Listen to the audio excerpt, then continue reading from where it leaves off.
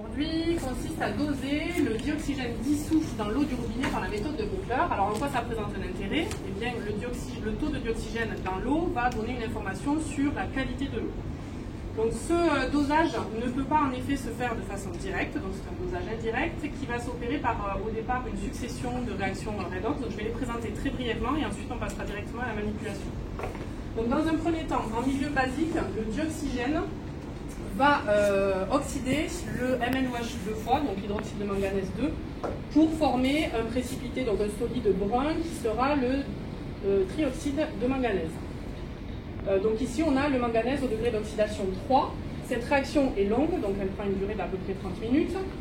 Une fois que ceci est fait, on va passer en milieu acide, donc on va se balayer sur le diagramme potentiel pH que j'aurais fait le jour J, mais que là j'ai pas fait, pour passer en milieu acide et transformer donc le trioxyde de manganèse en ion Mn3+.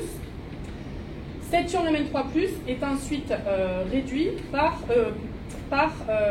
les ions I-, d'accord, en ion Mn2+, et formation de diode. Et c'est ce diode-là que nous allons doser par une solution de thiosulfate de sodium pour remonter à la quantité de dioxygène dissous. Donc juste une question, pour MnOH 3 fois, comment tu calcules le nombre d'oxydation? Alors, le nombre d'oxydation en fait pour le manganèse, du coup, je suppose. Bah oui. Parce que un nombre d'oxydation en fait c'est pour un élément chimique donné, donc par convention, puisque c'est une espèce qui n'est pas chargée électriquement, la somme des nombres d'oxydation, bah, c'est la charge, donc c'est 0, c'est une espèce non chargée.